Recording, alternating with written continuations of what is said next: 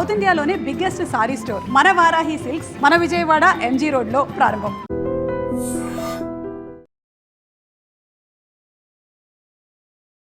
నమస్కారం, welcome to I dream. ధర్మ మార్గం విత్ విజిత కార్యక్రమానికి స్వాగతం.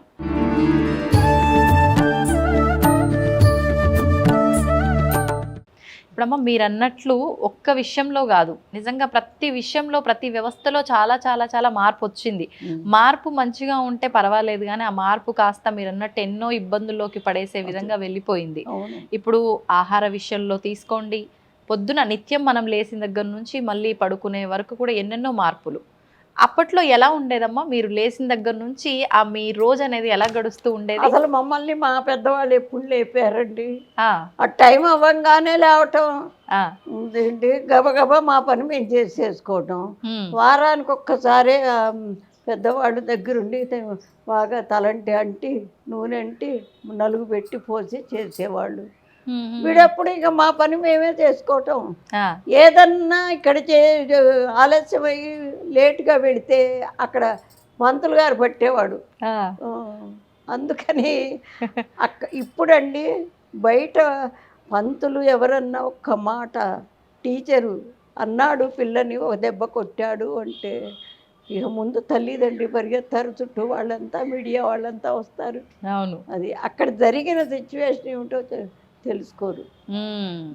అట్లా మొదటి నుంచి హడావిడి ఎక్కువ. ఇప్పుడు అదొకటి చదువుకున్న దానికి వాళ్ళను అనుకరించేదానికి చాలా తేడా ఉంది.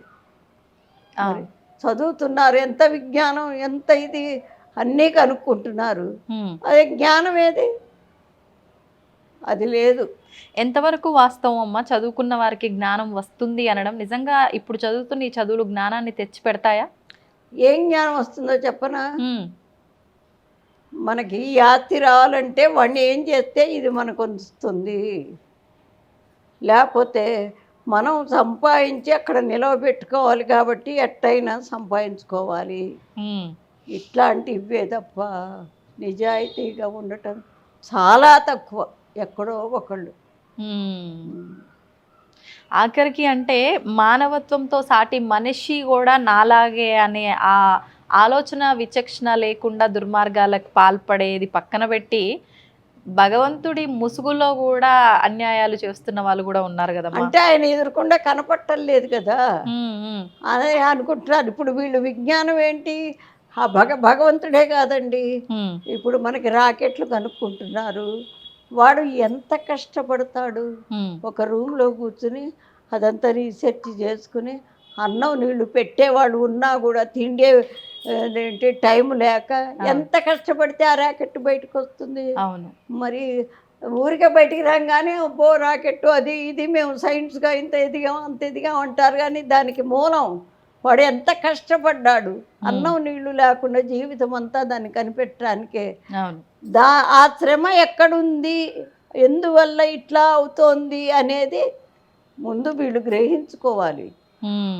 ఇప్పుడు ఇంత కట్టాననుకోండి, అవును, నా తర్వాత అబ్బా చాలా బాగుందే ఇది అదే ఇదే అనుకుంటే ఇది ఎవరు కట్టారు, ఈ రంగులు ఇక్కడ పువ్వు చూడు ఎంత చక్కగా వేశారు, వాడి చేతిలో ఎంత కళ ఉందో అని అట్లా లోతుకెళ్ళి ఆలోచిస్తే కాస్తన్నా ఒక దోమ దొరుకుతుంది.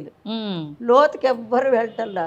స్వతంత్రం కోసమే చూడండి, స్వాతంత్రంలో నిజంగా ఎంతమంది ఎన్ని ప్రాణాలు పోగొట్టుకున్నారు. అట్లా మరి ఇవాళ అదే మన సైనికులు సరిహద్దుల్లో గనక లేకపోతే ఏమిటి మన గతి? అవును, ఇంత ప్రశాంతంగా ఎవరింట్లో వారు ఉండేవారు. హాయిగా తింటున్నాం, హాయిగా పడుకుంటున్నాం, స్వేచ్ఛగా ఉంటున్నాం. అవును, మన అసలు మొత్తానికి ఏమిటంటే మన ఇండియన్ వివాహ వ్యవస్థని గురించే ప్రతి ఇతర దేశాల వాళ్ళకు కూడా చాలా సంతోషం అండి. మన వివాహ వ్యవస్థని దాన్ని పాడు చేసేసుకుంటున్నారు. అసలు పిచ్చిగా చెప్పాలంటే రూపాన్ని చూస్తే నువ్వు ప్రేమిస్తావా? అదే జరుగుతుంది కదమ్మా ఇప్పుడు. ఆ గుణాలు చూసుకో. మంచివాడా కాదా, ఉమ్, ఏమైనా కష్టపడి కథ ఇంత పెట్టగలవాడా, పిల్లల్ని చూసుకోగలవాడా. ఉమ్, అందుకే పతియే ప్రత్యక్ష దైవం అని ఎందుకన్నారు. మనకి మన శరీరానికి కానీ దేనికి విలువిస్తాం మనం, ఒంట్లో దేనికి విలువిస్తామండి, అన్నిటికన్నా శీలానికి విలువిస్తాం. శీలం పోతుంది అంటే ప్రాణం పోవటానికైనా ఒప్పుకుంటాం, అవును కదా. అవునమ్మా. ఆ శీలం విలువ తెలుసుకోవాలి ముందు. ఉమ్, అట్లా ఉండబట్టే విదేశాల్లో మన పేరు కొంచెమన్నా భారతీయులు ఇట్లా ఉంటారట, అది ఇది చెప్పుకుంటారు. ఉమ్, అట్లాగే ఇతర దేశాల్లాగా మనం ఉంటే అసలు విలువ ఎక్కడిది మనకి. ఆ, అన్నీ ఎట్లా ఇల్లు సంపాదించుకుని వాకిళ్ళు సంపాదించుకుని ఎట్లా సంపాదించుకుంటామో మన విలువ కూడా అట్లా సంపాదించుకోవాలి. ఉమ్, అది చెప్పేవాళ్ళు లేరు, అవును. వినేవాళ్ళు లేరు. ఉమ్, అందుకు పిల్లలు ముందు మన చరిత్ర తెలుసుకోవాలండి. ఉమ్, చరిత్ర తెలుసుకుంటే మరి మంచివాడిని ఇప్పుడు మనం మంచిగా చెప్పుకుంటాం. ఆ, ఆయన ఆయన ఎవరు, ఇప్పుడు ఈ మధ్య కొంచెం ఆ, శక్తి తగ్గింది, వెనికిది ఆ. ఆలోచన. మా ఇప్పటికీ ఉన్న వాళ్ళల్లో చాలామంది ఆ, పెద్దవాళ్ళు ఎంత నిజాయితీ పరులో మనకి వాళ్ళని గురించి చెప్పాలి. ఉమ్, వివేకానందుడు ఉన్నాడండి, ఆయన ఎప్పటి వాడో కదా, అవును. ఈ తరం ఎవ్వరు చూడలేదు కదా, చూడలేదు. మేము చూసాము. ఉమ్, మరి చూసినప్పుడు ఇది ఇట్లారా అట్లారా అని చెప్పి మనం ఆ, చెప్పినప్పుడు వాళ్ళు వినాలి. ఆ, అట్లా కాకుండా వాడే ఉంది వీడే ఉంది వీడు వాడు అనే దాకా వచ్చారు పెద్దవాళ్ళని కూడా. అదొకటి. ఉమ్, శీలాన్ని రక్షించేవాడు భర్త. ఒకవేళ భార్యాభర్త ఇద్దరు సఖ్యతగా లేకపోయినా ఇంకో మగవాడు వచ్చి భార్యను అన్నాడంటే వీడు ఊరుకుంటాడా, ఊరుకోడు. ఆ, మరి దాన్ని భరించి ఆ శీలాన్ని రక్షించేవాడు కాబట్టి వాడే దైవము, అదే పతి ప్రత్యక్ష దైవం అంటాం. అది ఓ, అది ప్రత్యక్ష. మనకి కావాల్సింది ముఖ్యమైనది శీలం. ఉమ్, ఎన్ని గాంధీ గారు చెప్తారు, ఎన్ని పోయినా పోని శీలాన్ని మాత్రం పోగొట్టుకోకు.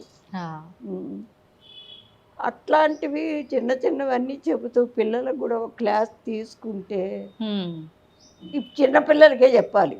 ఇప్పుడు ఉద్యోగాలు చదువులు చెప్పే వాళ్ళకి కాదు, ఆ, చిన్న పిల్లలకి 5 ఏళ్ల నుంచి మొదలు పెట్టుకుంటే ఆ, ఒక్క 10 ఏళ్ళు పోతే వాడు ఒక్క 15 ఏళ్ళ దాకా కాపాడుకుంటే తర్వాత వాడు మామూలుగా అయిపోతాడు.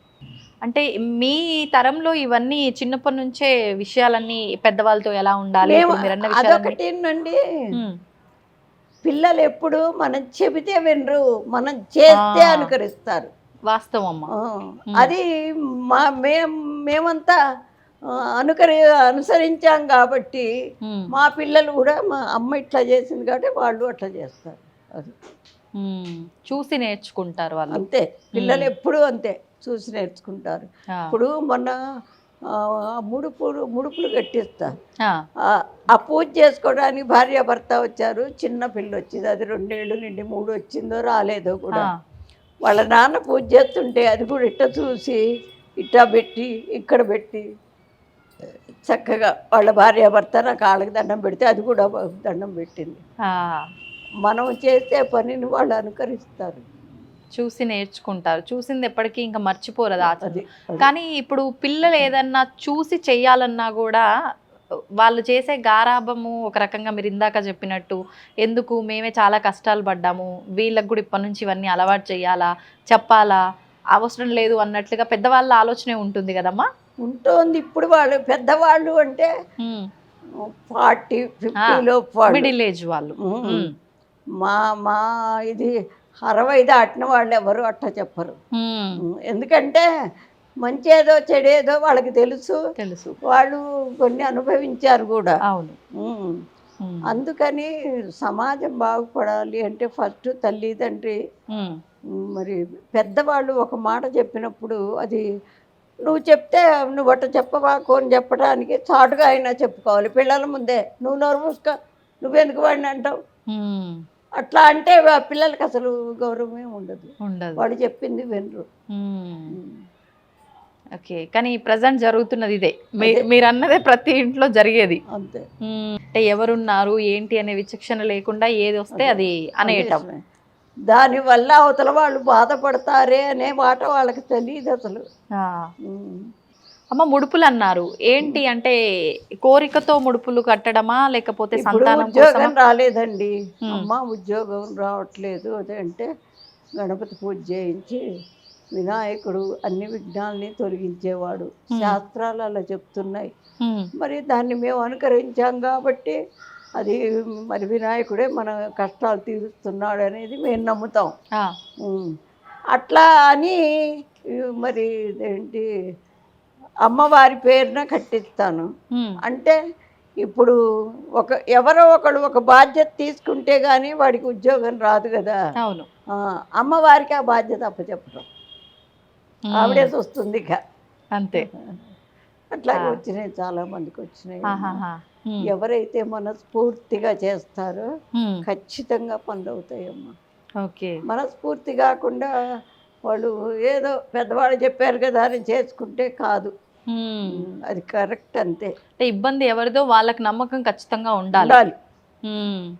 కానీ చాలా మంది యువతలో అలాంటి నమ్మకాలు చాలా తక్కువ, భగవంతుని నమ్మటం చాలా తక్కువ. మీరు అన్నట్టు తల్లిదండ్రులు ఇక్కడికి వెళ్తే నీ కోరిక నెరవేరుతుంది అని తీసుకొచ్చే వాళ్ళే ఎక్కువ ఉంటారు అమ్మ. మరి అటువంటి వారి కోరిక నెరవేరదంటారా?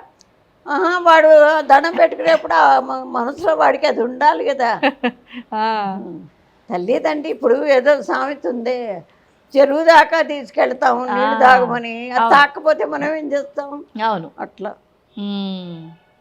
అంటే వివాహమైన, జాబ్ అయినా, సంతానమైనా ఏదైనా కూడా మన నమ్మకంతో మనం అమ్మవారి పాదాలను పట్టుకుంటే తీరుతుంది తప్పకుండా.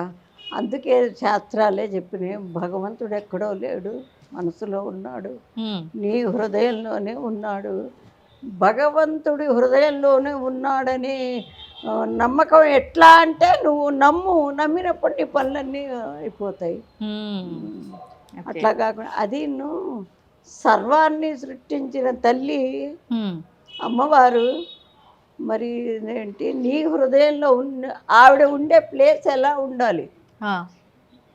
పెద్ద ఆఫీసర్ గారు ఉంటారండి, ఆఫీస్లోకి వెళ్ళి వాడి పోస్ట్ వాడిది, ఆయన వచ్చేసరికి అందరు లేచి నిల్చుంటారు, వాచ్మెన్ లేచి నిలబడతాడు, అట్లా ఉంటుంది కదా.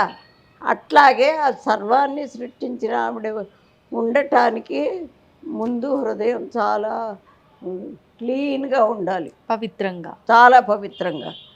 మరి ఇదేంటి ఆవిడ మన మనసులోనే ఉంది అంటే ఫస్ట్ వాడు చెడ్డ పని చేయటానికి భయపడతాడు, ఓ మార్పు వస్తుంది.